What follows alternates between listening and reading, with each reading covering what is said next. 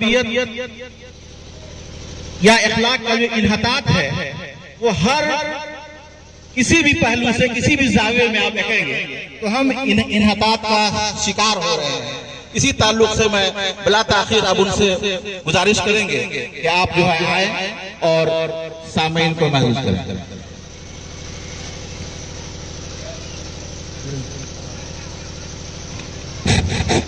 सदर अज़ीम वक़ार, मेहमान खुसूसी और मुअज़्ज़ज़ सामीन, अस्सलामु अलैकुम। सबसे पहले तो मैं ये चाहूँगा कि जब इस छोटे से गांव राजपुर खैरा में जब हमारी एंट्री हुई और जब इस महफिल को देखा तो मुझे एहसास हुआ कि अभी तक उर्दू क्यों जिंदा है। इस छोटे से गांव में आपने इतनी अच्छी महफिल सजाया है। दरअसल मैं कहूँगा कि महफिल जो है उर्दू से आपकी मोहब्बत की रोशन दलील है, एक सनद है, इसे इनकार नहीं किया जा सकता है। मैं चाहूँगा कि मौजू पर कुशाई के पहले ये शेर आप लोगों के हवाले करूँ, आप लोगों के नज़र करूँ कि सलीके से हवाओं में जो खुशबू बोल सकते हैं, अभी कुछ लोग बाकी हैं जो उर्दू बोल सकते हैं।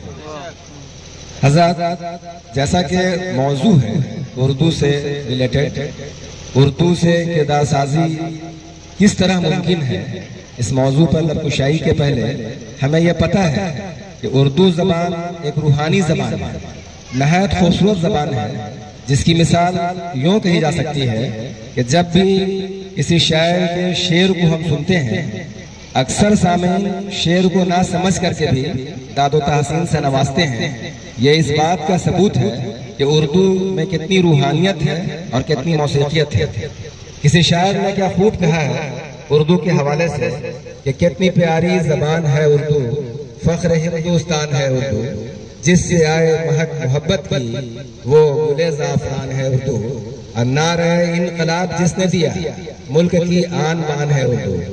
लिहाजा उर्दू हम क्यों सीखें, ये तो बिल्कुल रूहानी रिश्ता है। अगर हम यूँ कहें कि उर्दू से हमारी तरफ जज्बा और शौक नहीं है तो कहीं ना कहीं रूहानियत में कमी मालूम होती है। हमें यह पता है कि उर्दू हमारी मादरी ज़बान है। अब मादरी ज़बान हम क्यों सीखें, इसका क्या फंक्शन है? आज के इस साइंटिफिक एज में ये साबित हो गया है कि जो अल्लाह ने जो दिमाग हमें दिया है, उस दिमाग का जो काम होता है सोचने का, समझने का, जवाब देने का, ये किसी भी इंसान के मादरी ज़बान में काम करता है। पता ये चला कि अगर मादरी ज़बान बेहतर ना हो, मादरी ज़बान पर अबूर हासिल ना हो, तो हमारे अंदर जो थिंकिंग पावर है, जो सोचने की सलाहियत अल्लाह ने दिया है, वो काम नहीं करेगी, उसका स्पीड स्लो होगा। जिसकी मिसालें प्रैक्टिकली मैं ये देखता हूँ कि आजकल बदकिस्मती का है कि लोग इंग्लिश मीडियम स्कूल्स में बच्चों को भेजते हैं। बिल्कुल भेजना चाहिए, तालीम से इस्लाम ने मना नहीं किया, लेकिन फर्ज ये होता है कि सबसे पहले हम बच्चों को घर पर उर्दू की बेहतर तालीम दें ताकि हमारे बच्चे उर्दू सीखें और उसके बाद दुनिया की कोई भी ज़बान वो सीखें, उसमें बिल्कुल रुकावट नहीं दी गई है। आज का उन्वान जो है, जब मैंने इसे सुना, बहुत इतना बेहतरीन उन्वान है कि इस उन्वान की ज़रूरत है, इस पर डिस्कशन की ज़रूरत है। नस्ल नौ की इखलाकी तरबियत में उर्दू ज़बान व अदब का किरदार। अब देखें मादरी ज़बान, इसकी अहमियत तो अल्लाह ने कुरान में भी बयान किया है। हमें कुरान पढ़ना चाहिए इसे तर्जुमा के साथ। जब सूरह यूसुफ को हम स्टडी करते हैं, अल्लाह ताला ने क्या फरमाया, इन्ना अंज़लनाहु कुरानन अरबिय्यन लअल्लकुम ताक़िलून, जिसका तर्जुमा ये हुआ कि बेशक हमने कुरान को अरबी में उतारा ताकि तुम समझो।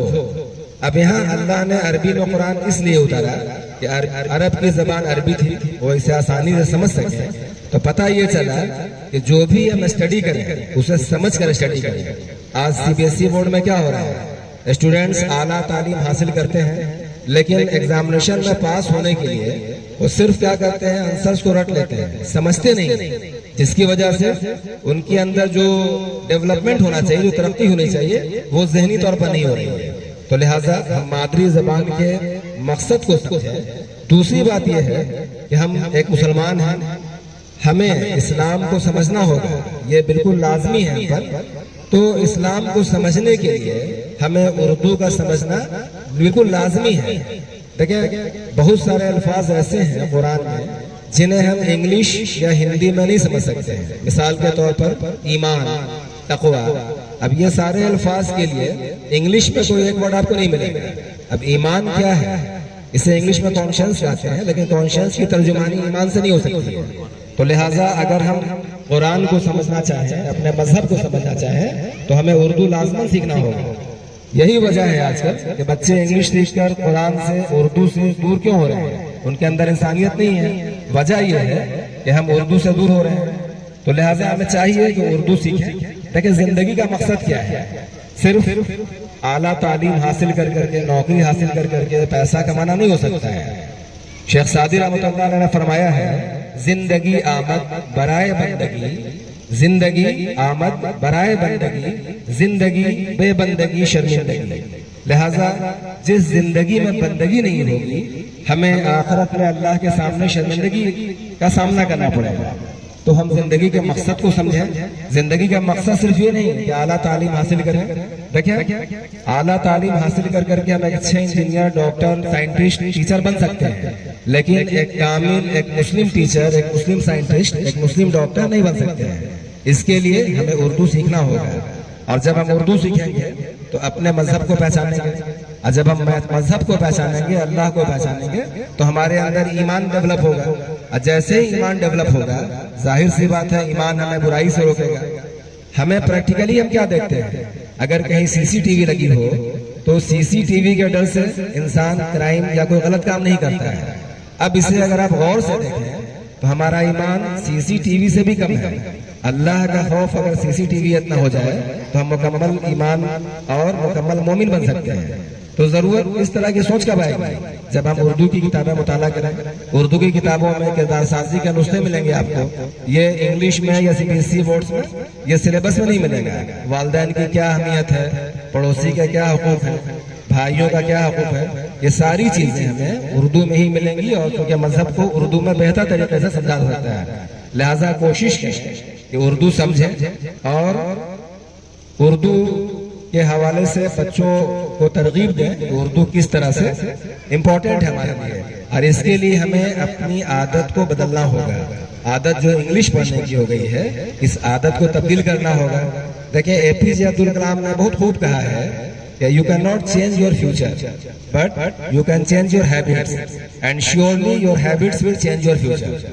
तर्जुमा ये होगा कि हम अपने मुस्तकबिल को नहीं बदल सकते हैं, लेकिन हम अपनी आदतों को बदल सकते हैं। और ये आदतें हमारे मुस्तकबिल को यकीनन बदल देंगी। तो आइए आज से अहद करें कि हम अपनी आदत को बदलें। जो उर्दू से दूरी बनी हुई है, इसकी तरफ बच्चों को रग़बत दिलाने की कोशिश करें। नहीं तो बकौल अल्लामा इकबाल, खुदा ने आज तक उस कौम की हालत नहीं बदली, न हो जिसको ख्याल आप अपनी हालत क्या बदलने का। देखिए बड़ी खुशनसीबी है कि उर्दू जबान बिहार की दूसरी सरकारी जबान है। अब गौर करें, सरकार ने अपना काम मुकम्मल तौर पर कर दिया, अपनी जिम्मेदारी पूरी तरह से निभा दी। हम कितनी जिम्मेदारी से अपने रोल को अदा कर रहे हैं? बिल्कुल नहीं। सरकारी जबान होते हुए भी उर्दू ट्रांसलेटर के जो जॉब पे जो लोग जो अहदे पे जो फायज हैं, उन्हें उर्दू का कोई काम नहीं मिल रहा है, उन्हें दूसरा काम करना पड़ रहा है। हम ना ही उर्दू में खत किताबत करते हैं, ना ही एड्रेस लिखते हैं, ना ही अखबार पढ़ते हैं, ना ही मैगजीन पढ़ते हैं। तो पता ये चला कि कुछ दिनों के बाद हो सकता है कि ये दर्जा जो है उर्दू को दूसरी सरकारी जबान का दिया गया है, ये छीन लिया जाए। प्रैक्टिकली तौर पर ऐसा हो रहा है। तो कोशिश करें कि हम आगे आए, उर्दू को जिंदा रखें। और एक बड़ी अजीब प्रैक्टिकली हम लोग देखते हैं कि एक ऐसा कॉन्सेप्ट हो गया है कि उर्दू मुसलमानों की जबान है। देखें जिस तरह से चाइनीज प्रोडक्ट का लोग बाइकाट करते हैं, इंडियन गुड्स को प्रमोट करते हैं, एक नेशनलिज्म है ये। तो इसी तरीके से उर्दू खालिस हिंदुस्तानी जबान है, ये हमें बताना होगा। उर्दू की जाए पैदाइश हिंदुस्तान में है। तो लिहाजा मैं ये कहना चाहूँगा कि अगर उर्दू से नफरत जो लोग करते हैं, उर्दू से नफरत करना हिंदुस्तान से नफरत करना, और उर्दू से मोहब्बत करना हिंदुस्तान से मोहब्बत करने के बराबर है। तो लिहाजा उर्दू को तासुब का शिकार ना होने दें। और भी मुकर्रिरीन है, मैं इन अशार पर अपनी गुफ्तगू को खत्म करना चाहूँगा कि ज़बानें काट कर रख दी गई नफरत के खंजर से, ज़बानें काट कर रख दी गई नफरत के खंजर से, यहाँ कानों में अब अल्फाज का रस कौन घोलेगा। हमारे अहद के बच्चों को इंग्लिश से मोहब्बत है, हमें यह गम है मुस्तकबिल में उर्दू कौन बोलेगा। लिहाजा आज ये अहद करें कि जब हमारे बच्चे घर में बोले, उर्दू बोले और उन्हें सुन करके ये शेर की वो तर्जुमानी करें कि वो करे बात तो हर लफ्ज से खुशबू आए, वो करे बात तो हर लफ्ज से खुशबू आए, ऐसी बोली वही बोले जिसे उर्दू आए। बहुत बहुत शुक्रिया। बहुत शुक्रिया।